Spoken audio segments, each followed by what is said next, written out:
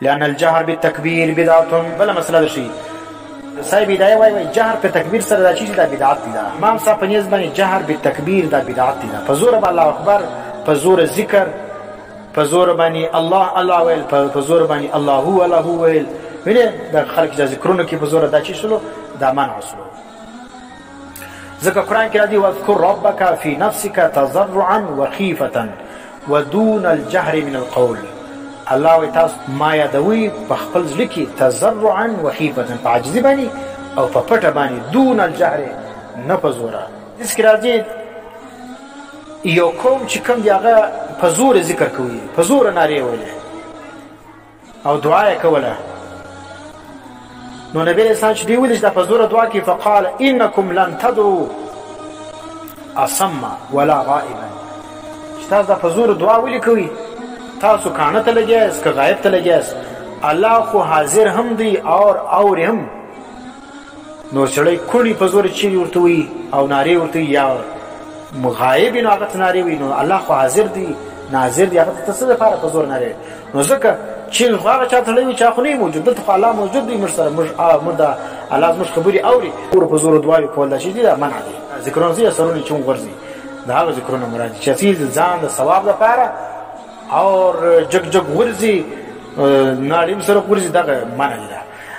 د دې شرع بیا په داسې باندې وګوري ټول شروحات په داسې باندې لیکلي دي چې په دعا او په ذکر کې چې کوم دی هغه اصل اخفاء، معنی انسان که دعا کوله یا ذکر کوي پکار دی چې شي شو کې سوکای وکي. اشرف الهدایه او په دامو شروحات کې وګورئ دا خبره ذکر ده. دا رقم روایت د حضرت ابو موسی اشعری رضی وی نبی اسلام فرمایلی چې اربعوا علی انفسکم، تاسو رحم وکړئ په خپل ځانو باندې، انکم لا تدعوا اصم ولا غائبا، تاسو आवाज نه لګوي و کانه لره او نه غایب لره، الله حاضر هم دی او کړم نه دی. نو ځکه دا رقم دعاوی چې کوم هغه په زور مه کوي، سوکا سوکا کوي. او در مختار کې راځي ان رفع الصوت بالذکر بدعة فيقتصر على موارد الشرع. در مختار زموږ د مذهب معتمد کتاب دی، هغه وایي په زوروالی په ذکر باندې کول دا بدعت دی. نو چیرې به موږ ذکر په زور کوو، نو صاحب د دوری مختار فرمایي چې په کم ځای کې په حدیث کې راغلی دلته ذکر په زور کوه، اته په زور کوه. هغه کم ځای دی لکه اوس ګوره اذان سلو، اقامت سلو، تکبیرات تشریق سلو، دا رقم ځای دی چې په کم ځایو کې نقل وي په حدیث کې ذکر دلته په زور ذکر کوه بیا کوه، چې په کم ځای کې نقل نه وي ته د ځانه په هغه ځای کې په زوره ذکر مه کوه، سوکا یې کوه. بل دا دی په سوکا ذکر کې چې کوم دی هغه خشوع زیاتوي او په زور ذکر کې د ریا هم ده. اوس په زور ذکر دی جایز که نه دی جایز، خبره دا ځای ته لاړه. نو خبره صحیح ده چې په زور ذکر کول دا چیز دی دا جایز دی، د نه چې په زور ذکر کول جایز نه دی، جایز دی، لیکن افضل چیز دی، افضل ذکر کوم دی هغه خفي دی دا. او بل بته چیرې په زور ذکر کې مارتول شپه کم ځای کې صحیح موقف دا شپه کم ځای کې په حدیث کې ذکر وي، مواضع منصوصه چیرته وایي په کوم ځای کې حدیث کې ذکر شوی وي چې د ذکر کوي په زور الته به مش کوو، شپه کم ځای کې نه ذکر الته مرته حکم دی چې موږ څه کوو، افضل طریقه دا ده چې سوکای وکړو. هغه چیرې اوس کتابو کې دا ذکر دي چې اجمع العلماء سلفا وخلفا، دا بریلویان دا ډیر ذکر کوي و اجماع راغلی د علماء او د سلف او د خلف علی استحباب ذکر الله تعالی جماعتا، و تاسو ذکر کوي د الله په جماعت کې په مساجدو کې و غیرها من غیر نکیر، معنی پر دې باندې هیڅ نکیر چې کوم دی هغه علماء نه دی کړی، دا اجماع د علماء او د سلف او د خلف دا مستحب کار دی سړی په جماعت باندې ذکر وکي په مساجدو کې یا نور ځایونو کې، مگر خیال بدا ساتي الا ان یشوش ذکرهم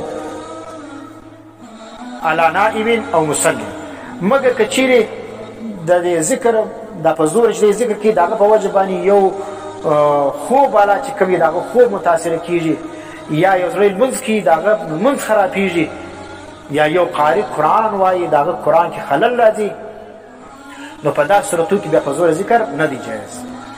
په زور ذکر کې خلک بدې دي د خوب یې باسي، دا ذکر ناجایز دی. یو قاری قرآن وایي تلاوت کی دی په زور ذکر کی دا چیز دی ناجایز دا ذکر.